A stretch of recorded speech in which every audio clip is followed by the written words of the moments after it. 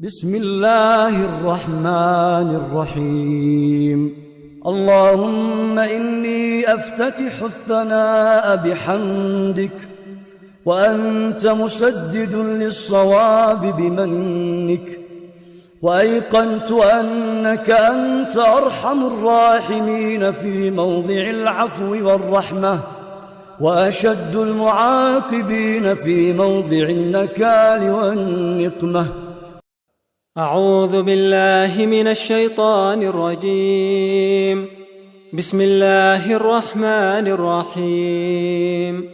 اللهم إني أفتتح الثناء بحمدك، وأنت مسدد للصواب بمنك، وأيقنت أنك أنت أرحم الراحمين